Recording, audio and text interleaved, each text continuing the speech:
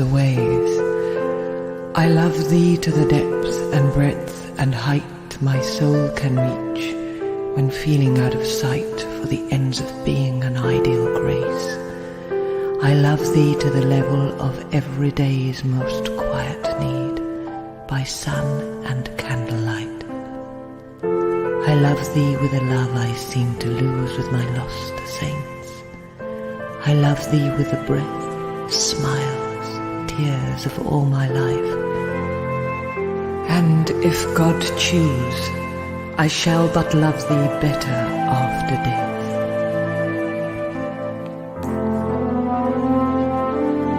Canal number 5, the smell of the Black Country. 'Cause I'm worth it. Alright, well, good evening and welcome to my Valentine's special and quiz night. What could be more romantic? Well, pretty much anything. Doing your tax returns, emptying the septic tank, you name it. I have to say I was wary about doing this because what inevitably happens at an event like this is that all the blokes watching take a bit of a fancy to me, and then it all kicks off with the partners and it ends in tears.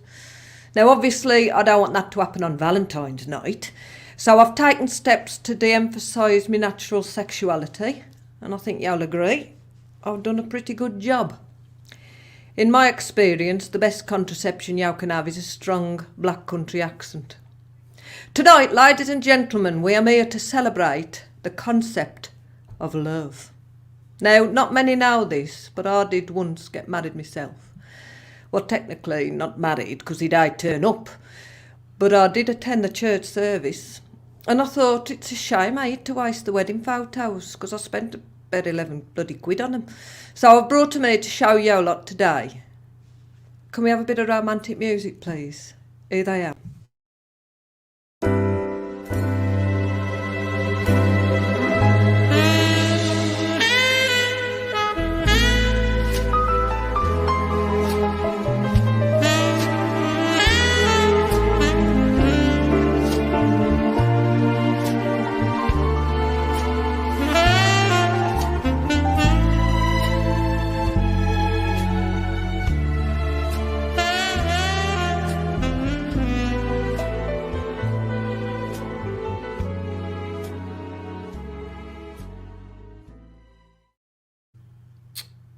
Lovely, are they? Aye.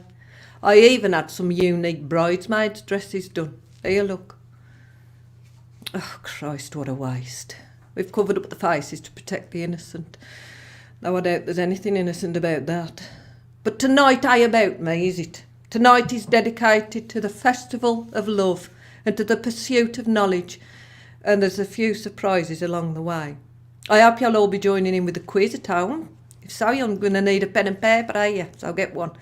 You can compete as a team, with your partner, against your partner, on your own, with the cat, whatever. It don't matter. There ain't a prize, I'm afraid, because, well, for a start, there's no way of checking if you're cheating and looking up the answers on Google. But you will be playing for a pride. I don't mean the gay movement. I mean, you know, personal self-esteem. So it's up to you, but my advice is this: just don't cheat. Because what's the point? If you don't know the answer, just take it on the chin and move on. I've got 40 questions for you in all, in 8 different categories, so there's something for everybody. Some questions are easy, some are hard, so I reckon a good score will be about half marks, 20ish, but we're going to see. In between the rounds, a bit of fun and games, and I shall also be telling you about some of the fascinating history of the festival we now call Valentine's Day. How did it come about? And you might be very surprised. And talking of surprises, earlier this week, I asked if anybody wanted to appear on the show tonight live and propose to the partner. And guess what? Nobody did. But we did have several requests from blokes inquiring if they could come on the show to ask for a divorce. It's lovely, ain't it? And as my final surprise, I shall be chatting with the wonderful Joe Lycett, who has agreed to be my Valentine tonight. And as you'll discover, I also have a little surprise in store for Joe as well. While all that's happening, if anybody wants to send a message to me or to their loved one, we'll try to pop as many on the screen as we can. Although, to be honest, we could promise to get them all on the screen because we had about 1,000 last Friday in our little test run. If we'd put them all up, we'd have had a migraine. One thing I don't want you to message, though, is the answers to the quiz now, because you'll spoil it for everybody else, so just do. Right, lots to get on with, so we'd better make a quick start. Have you got your pens and paper at the ready? Now? Well, I'm going to give you 30 seconds to get sorted. Grab a drink or have a wee. Then it's straight on with round one. I'll see you in a bit.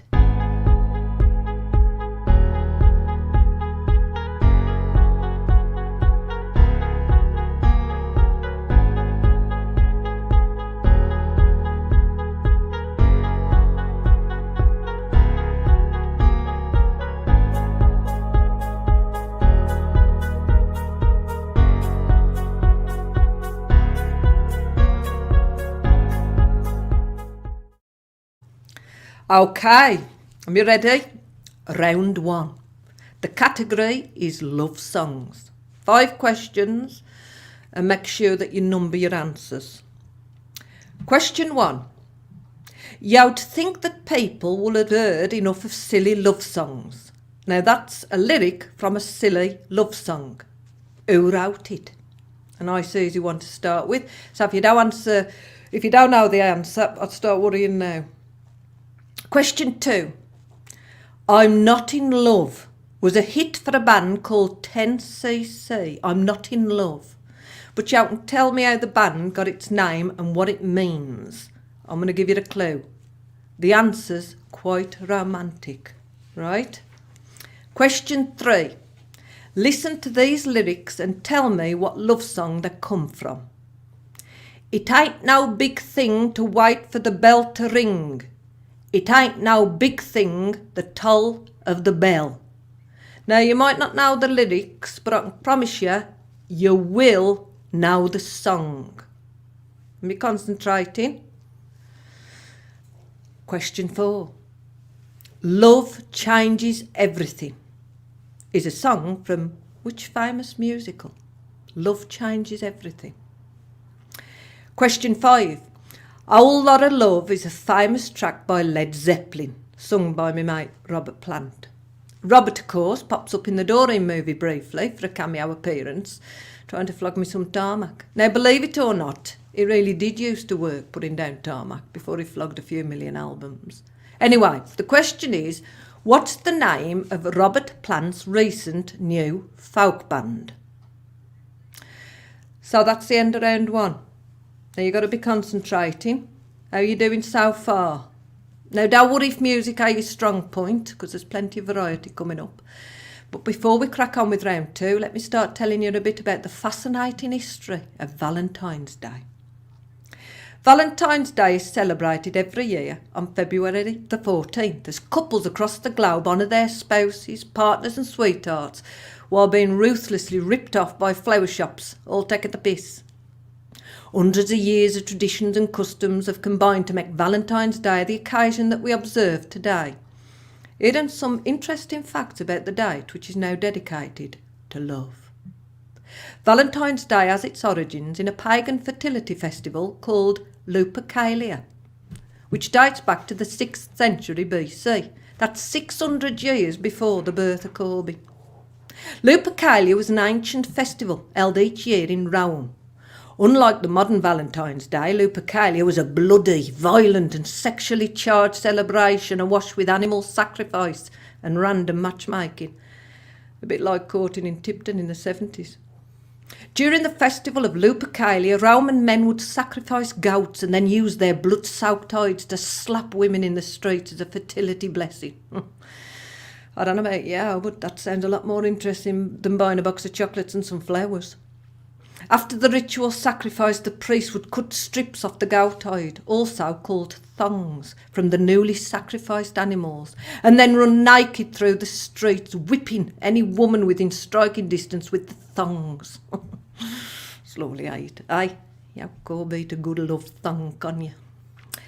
In the late 5th century AD, Pope Gelasius I, there he is, look, finally banned the pagan celebration of Lupercalia, boring old fart.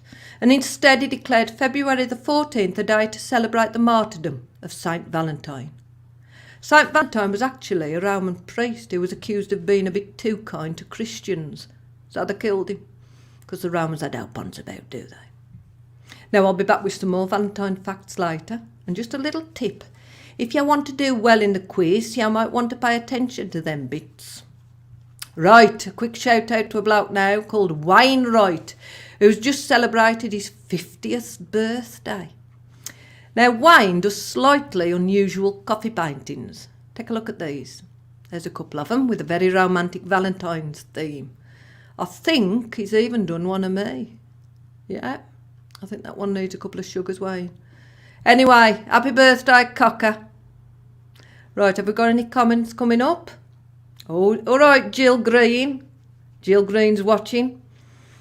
Louise Taylor, not a clue on of any of the questions. I don't know what I'm going on about. That's lovely. Robin Warren. Hi, Doreen. Can you wish Tracy Warren happy Valentine's Day from her husband, Robin? We've been married 31 years. Thank you, Doreen. Have a great show. Kerry Sheldon, happy single day for me. Go found a good old single man. No, I know them bloody hard to get, are they? Aye. Right. Sarah now. A message from Sarah. Her and Sean have been together now for 6 years and married for 4. See, that's the beauty of lesbians. There's always 2 of you to do the washing up either. And Sean and I been very well lately, so here's a message to Sean from Sarah. I love her very much, always and forever, and I will always be there, no matter what. It's lovely, ain't it? Aye, Christ. Right, ready for round 2? The category is cooking. Christ, did you hear all the blokes give out a collective groan then? Don't worry, all you blokes, sports coming up later. Bit of a gender stereotype in there just to spice up the night. So question 1. What was the original meaning of the phrase shish kebab? What was the original meaning of the phrase shish kebab? Question 2. If the pan catches fire when you're frying bacon, what should you never throw at it? And the answer is brown sauce or red sauce for that matter. If the pan catches fire when you're frying bacon, what should you never throw on it? Question 3. One here for the real oldies. What was the name of the first ever cooking show on television in 1946? You've got to be about 90 to know that. Question 4. In Indian cooking, they use jaggery. What is jaggery? Question 5. What type of beans are used to make baked beans? Okay, so that's round 2. Now here's another interesting fact about Valentine's Day.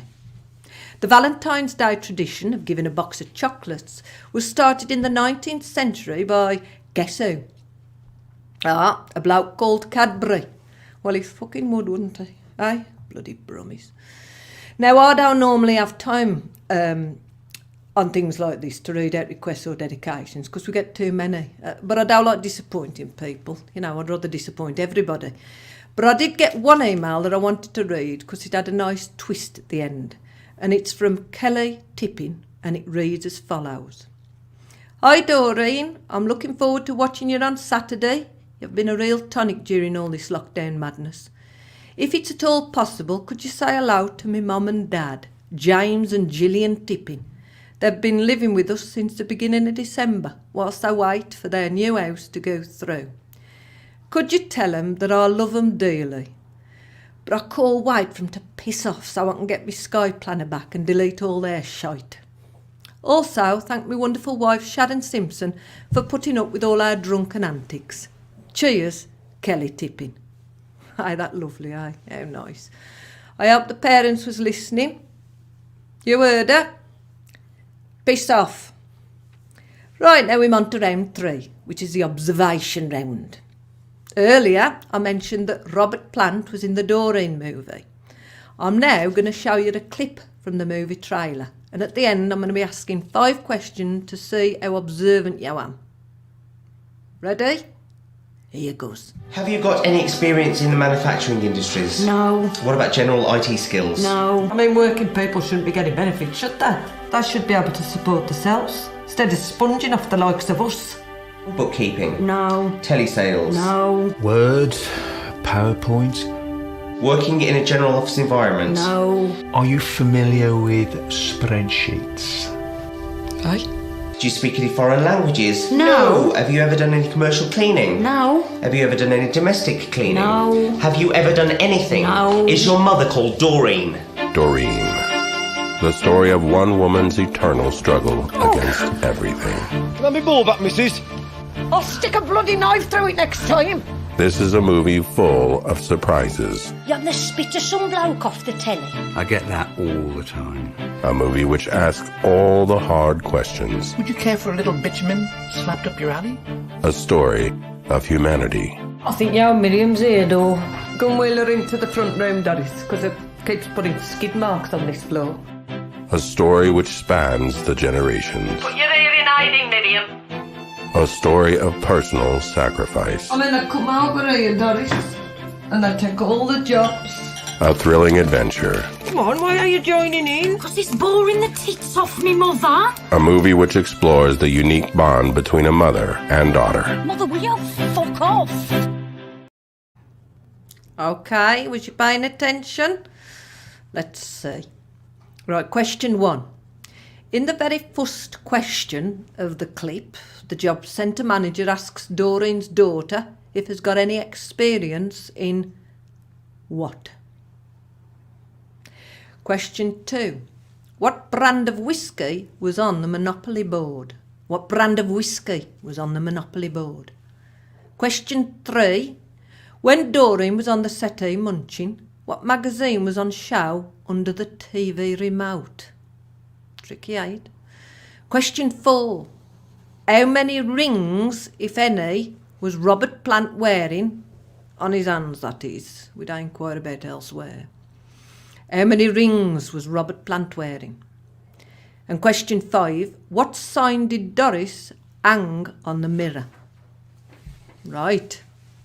Time now for another Valentine fact. During the Victorian era, as well as sending nice Valentine cards to people they liked, they also sent horrible ones to people they don't like. Much better idea. I'll do that.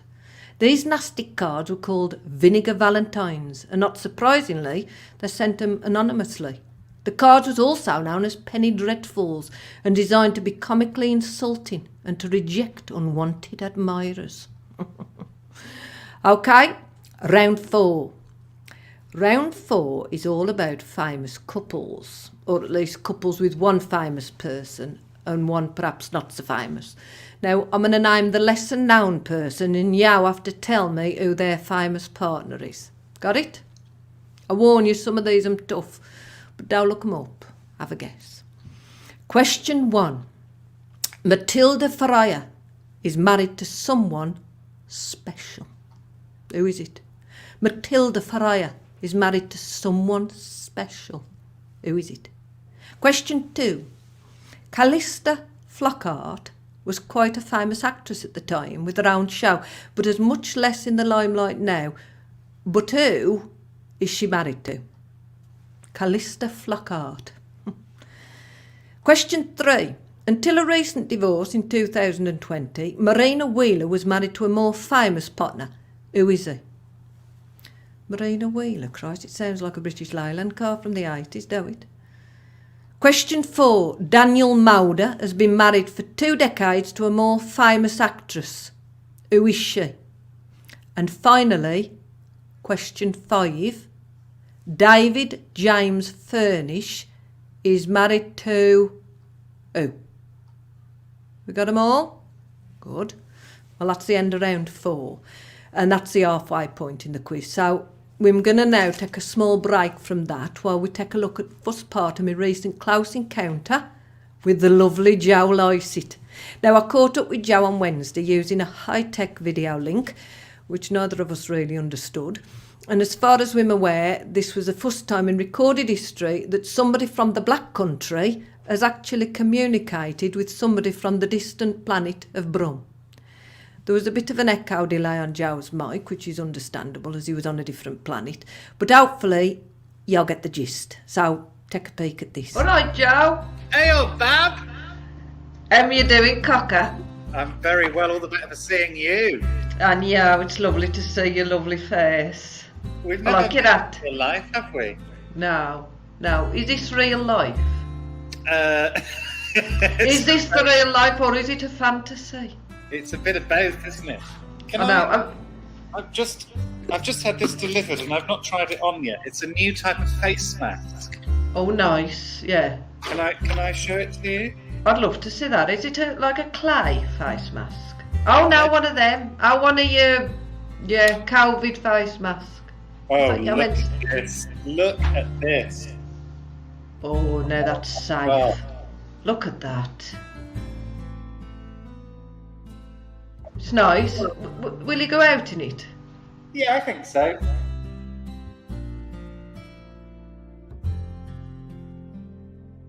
Do you understand me? Just about. But there are times when I struggle, I'm going to be honest. And I'm from Birmingham. Am you busy? Not really. Thanks ever so much for doing this. I really appreciate it.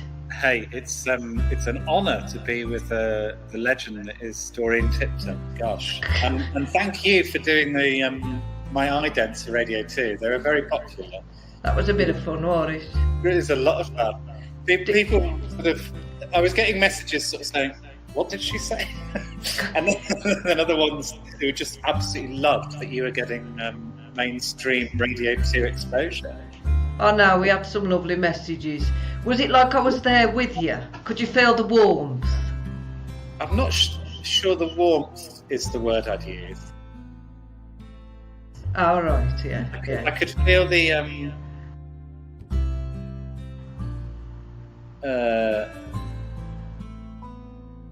I could feel something. I bet you could. I bet you could. I don't know exactly where I could feel it either, but I could feel something. Oh, I'm glad you could. Yeah, it's nice to feel something, eh? Yeah, especially on Valentine's Day, which is what this is all about. Yes, happy Valentine's. Happy Valentine's, Cocker. What's cocker mean? Cocker? Yeah. It's just a term of endearment. Okay. But we don't know the origin of it. Oh, no. I've always said it, Cocker. Cock. Yeah. Me old cock. The young uns don't like it, do they? No, I got confused by it.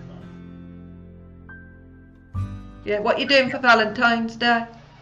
I'm going to have a very romantic meal with the cat. Nice. And then, take it to the bedroom where maybe we'll... a little stroke. Yeah. Take our clothes off. Little rub under the chin. Then I'll rub the cat under the chin. That's right, yeah. It's lovely, mate. Oh, you're making me feel all funny. Shut up. Christ. Because I'm using quite a big computer, so I've got all my artwork up there. Oh, look at them. Look at that. So it's all my rude paintings and things. Yeah, I like them. And I've done one of some flowers, which is the print, which I'm sorting out at the minute. Yeah, lovely. And then behind me there is a wine fridge. Nice. So if I ever get thirsty, I'm okay. A lot of it was spat out, but some of it was very, very nice. Yeah. I think it's such a waste to spit it out, isn't it? Sometimes you want to spit it out, Joe. Yeah. Yeah. Spit for yourself. The bottom half, I've got lovely legs. Very nice. Let's have a look at it. Oh, nice, yeah. And they airy. Look at that, that's a good leg, that. So I'll see nice legs, and then the top half is like, it's like a bag of yogurt.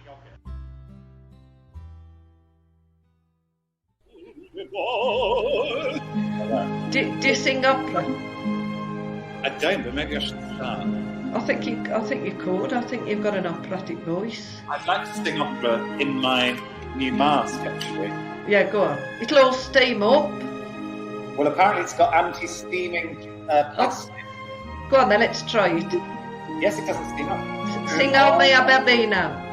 Say again? Sing out me a baby now. Don't know what you're saying. Oh me a baby now, Caro.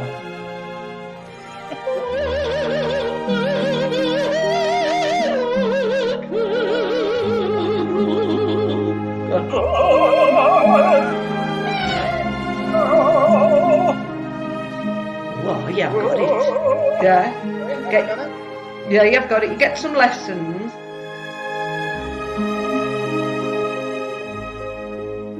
All right, Cocker. Lovely to see you, Cocker. Ta-da, darling. Thank you. Happy Valentine's Day. Happy Valentine's. Do I press leave studio now? I don't know. Yes. Bye. Ta-da. Ta-da, Joe. Ta-da, Mum.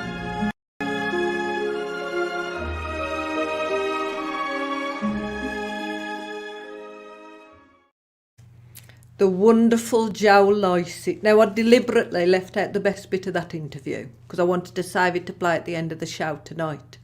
It's a little love song that I wrote specially for Joe as a surprise, and I'm going to be singing it to him later.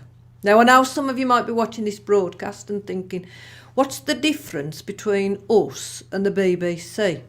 Well, the difference is the BBC has a budget of 5 billion quid, whereas we have to fund everything we do with a fucking raffle, see.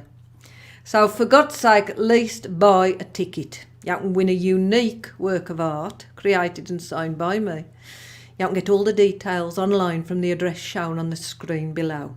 raffle.com/Doreen. Please take a peek later and have a punt, and you'll be helping support us do more live events in the future.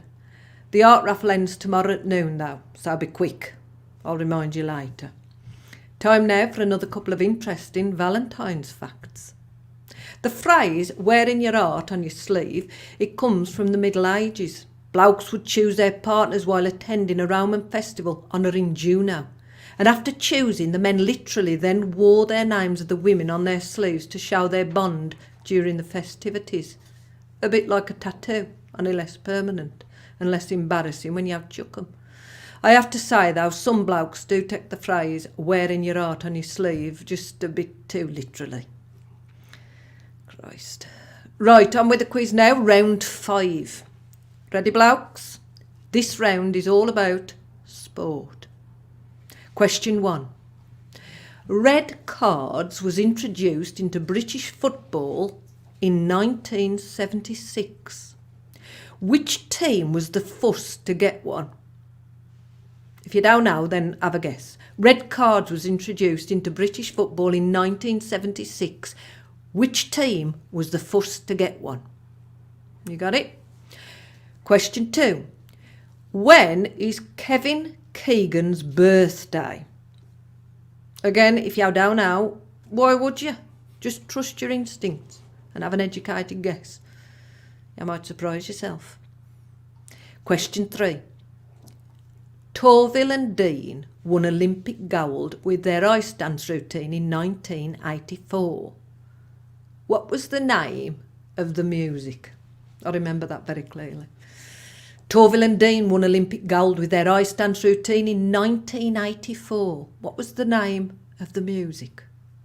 Question 4. Which heavyweight boxing champion finished his career with a perfect record of 49 wins and 0 defeats? Which heavyweight boxing champion finished his career with a perfect record of 49 wins and 0 defeats? And finally, here's a puzzler for you to chew on. Tennis. Now imagine you're in the men's singles final at Wimbledon, even if you're a woman. What I want to know is this. What, theoretically, according to the laws of the game, is the minimum number of times that you would have to hit the ball with your racket to win the match? You got that? And I ain't talking here about any kind of forfeited game or abandoned game through injury. a full match. Now think that through, right? I'm going to give you 30 seconds to argue about that one at home.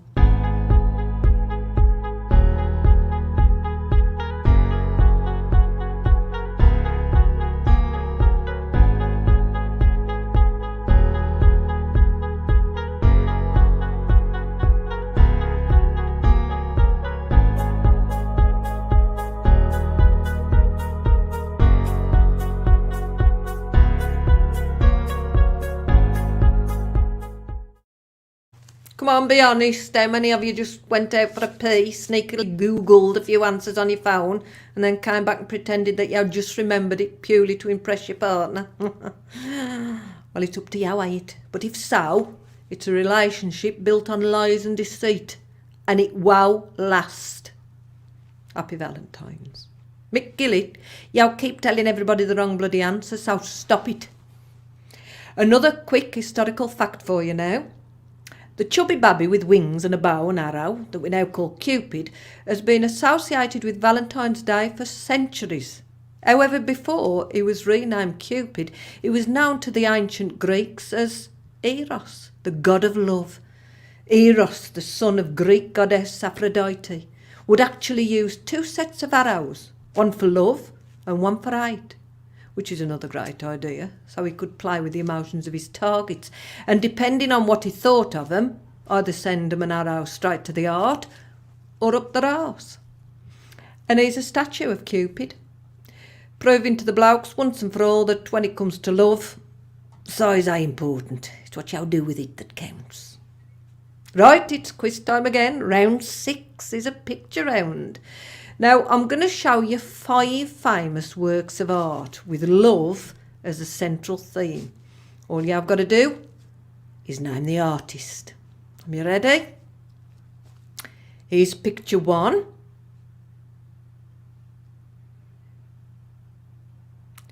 Here's picture 2. Work of art number 3. Work of art number 4, similar to the last one, only a bit older and fatter. And finally, this picture. Who painted that? Right, another fascinating Valentine fact, I think. The idea of using a kiss to sign letters and cards has a very long history. Why do we do it? Well, the X actually represented Christianity and the cross in the Middle Ages, and it was used to sign off important documents. After marking with an X, the writer would kiss the mark as a sign of their oath. The gesture grew among kings and commoners to certify books, letters and paperwork, and these records were then described as having been sealed with a kiss. How about that, eh? I bet you I'm learning more here tonight than you ever did at school. Right, round 7 now is a miscellaneous trivia round, and it's also the penultimate round. So question 1 is, how many rounds am there in total? I'm only joking, that ain't the question. Right, the real question is this. On the screen above me, you can see the logo CCTV. Now, if you was watching last week, you'd have heard me say what CCTV stands for. And if you were watching, serves you right. So question 1 is, what does the CCTV in our logo stand for? Give it a minute to write that down. Question 2. Now, we've mentioned Robert Plant in a previous question, so for a bonus trivia point, can you tell me Robert Plant's middle name?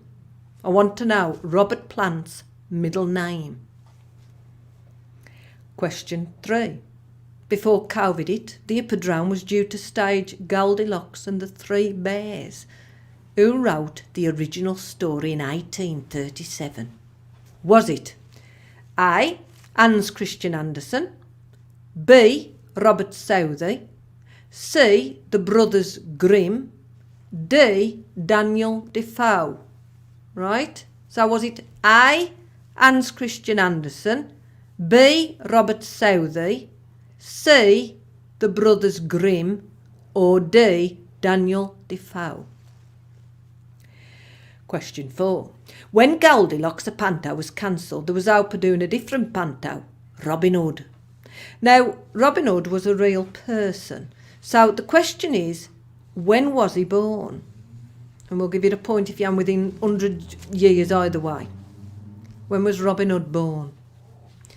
Question 5. Now, finally, in this round is question 5. And this question is easy for anybody who's got my autobiography, because I can look it up, but almost impossible for anybody who ain't got it. So what's the moral of that story? Buy me fucking book. It's available on the website. Anyway, the question is, what was the name of the Irish gentleman my mother had a relationship with? It's chapter 4 if you've got the book, by the way. And if you ain't, serves you right. And that's the end of round 7. And another quick historical fact.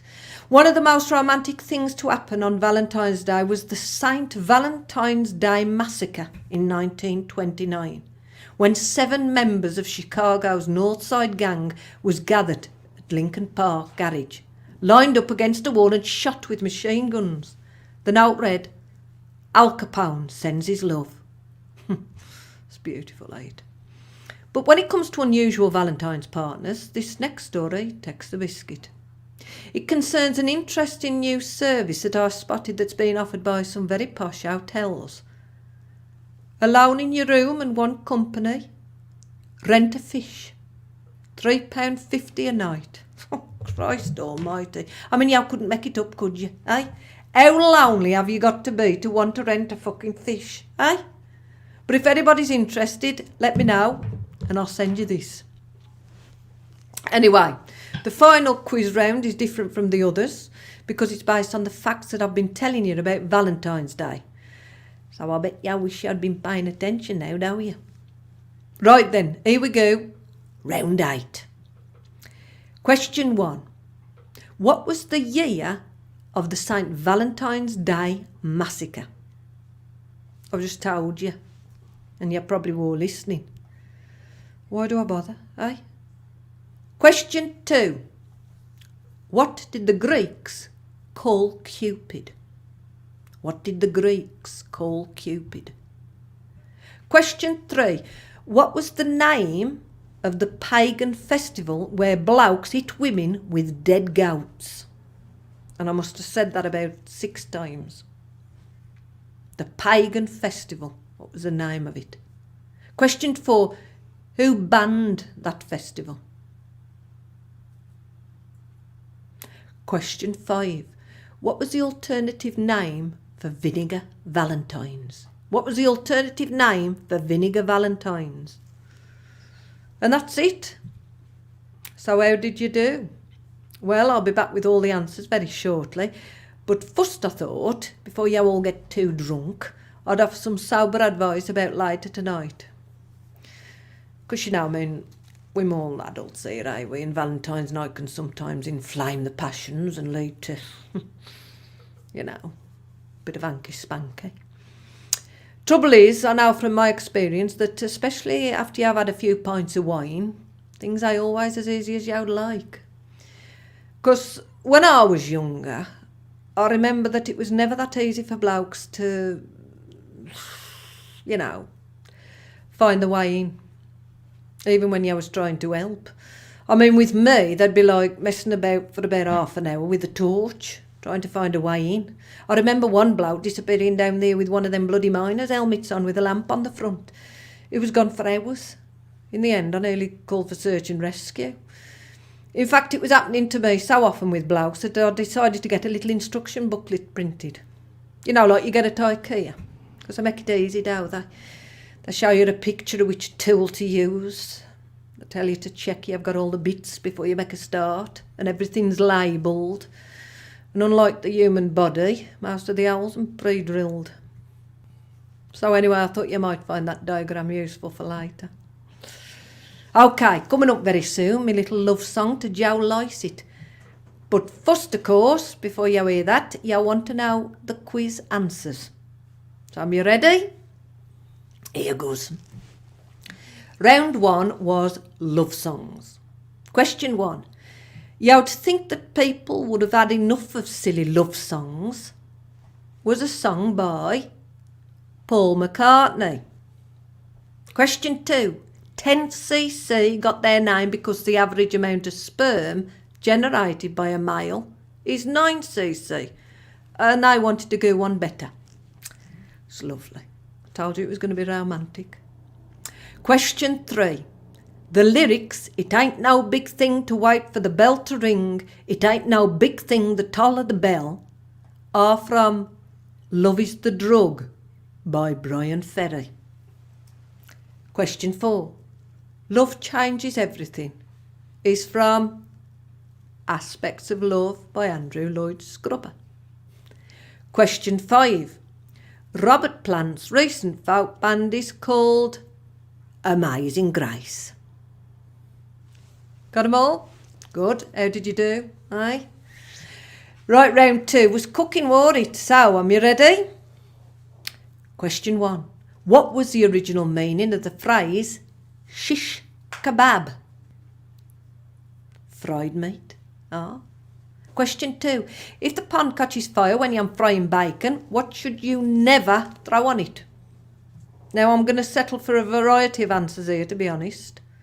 Water, the cat, your partner, a petrol can, anything like that. Question 3. What was the name of the first ever cooking show on television in 1946? It was called I Love to Eat, hosted by a bloke called James Beard. Question 4. In Indian cooking, what is jaggery? Sugar. Question 5. What type of beans are used to make baked beans? Haricot. Right, round 3 now. Observation. How are you doing? Come on, let us know. Question 1. In the first question of the clip, the job centre manager asks Doreen's daughter if has got any experience in the manufacturing industry. Question 2. What brand of whiskey was on the Monopoly board? Bell's. Question 3. When Doreen was on the settee, what magazine was on show under the TV remote? The Woman magazine. And question 4. How many rings was Robert Plant wearing on his hands? 2. Question 5. What sign did Doris hang on the mirror? Home, sweet home. Right, now on to round 4. Famous partners. Question 1. Matilda Farrier. The clue was in the way I phrased that question. Married to someone special. It's the special one, Jose Marino. Question 2. Callista Flockhart is married to Harrison Ford. You all knew that. Question 3. Until their divorce, Marina Wheeler was married to, you better know this one, Boris Johnson. Question 4. Daniel Mauder is married to Julia Roberts. And finally, question 5. David James Furnish is married to Elton John. Tot 'em up, tot 'em up. Right, round 5 is sport. You better do well on this, blokes. Question 1. The first football red card went to, inevitably, a Wolves player. Midfielder Dave Wagstaff. And George Best was second. Question 2. When is Kevin Keegan's birthday? Valentine's Day, ain't it? February the 14th. Question 3. Torvill and Dean won the Olympic gold with Bolero. Question 4. Who was the only heavyweight boxing champion to finish his career with a perfect record of 49 wins and 0 defeats? Now it was Sylvester Stallone, but it was Rocky Marciano. Question 5. Now finally, the tennis puzzler. Now I'm going to take this very, very slowly. If you're in the men's singles final at Wimbledon, it's a 5-set match. So you have to win 3 sets to win the match. To win 1 set, you need 6 games. The quickest way to win a game is with 4 aces. 15 love, 30 love, 40 love game. So that's 4 hits of the ball. But of course you only have to serve 3 of the 6 games. And your opponent serves the other 3. So if he double faults on every serve, unlikely if he's in the Wimbledon final, but you'll never know, then you needn't touch the ball at all for those 3 games. So the minimum number of times you need to hit the ball to win 1 set of tennis is 4 hits to win a game. Multiplied by 3 games equals 12 hits, which wins you the set. And therefore, to win 3 sets, it's 3 times 12 hits, which equals 36. So the answer is 36. It's bloody easy, ain't it? And before you all write in, please bear in mind that I don't understand a fucking single word of what I've just said. Round 6, the picture round. Question 1, picture 1, which is called Country Dance by Renoir. Question 2, picture 2, is called In Bed, The Kiss. Now, this was a bit controversial at the time because that's 2 women snogging. It's by Toulouse-Lautrec, as opposed to what you'll get in Wetherspoons, which is The Trek to the Lose. Question 3, work of art number 3, was also called The Kiss, this time by Rowding. Work of art number 4, if you put the name of an artist here, you get no points. If you put I don't know, you'll get the point, because the artist is unknown. And finally, this picture.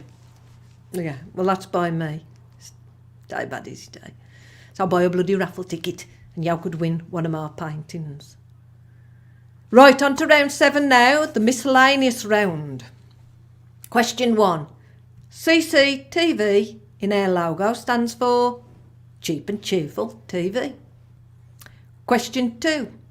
Robert Plant's middle name is Anthony or Anthony. Question 3.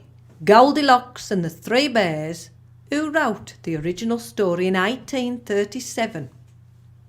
Robert Southey. Question 4. When was Robin Hood born? And we're going to give you a point if you're within 100 years either way, like we said. 1160. So a point if you guess somewhere between 1060 and 1260.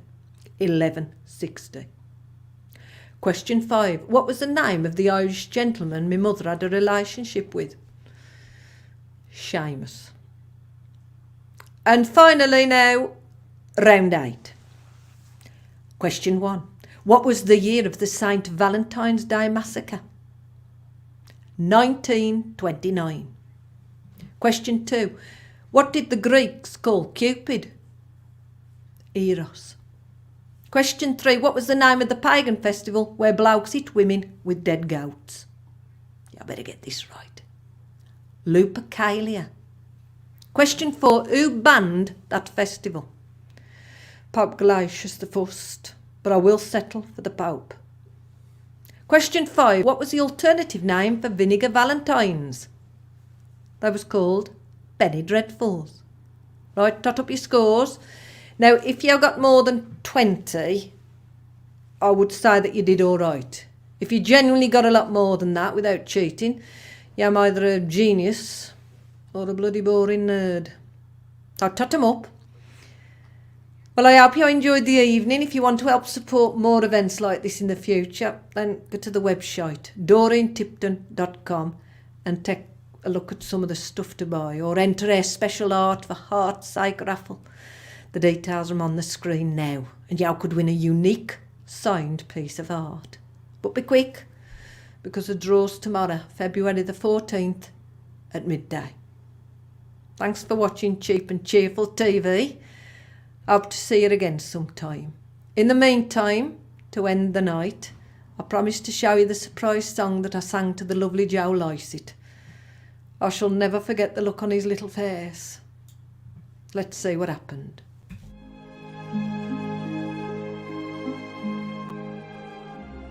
I've got a little song that I want to sing you, that I've written for you, for Valentine's Day. I can buy that across there. Really? While you're sipping your coffee, can I sing it to you? Yeah, absolutely. Yeah. And we've got the coffee to keep me warm. It's so cold. It's nice, good coffee. Music maestro, please. If I was the only girl in the world, and you was the only boy, wouldn't it be a pissed if you turned out gay? We couldn't go on loving in the usual way. A garden of Eden just made for two, with no way to share our joy. Future alien species wondering why the human race decided to fade and die. If I was the only girl in the world, and Joe was the only boy.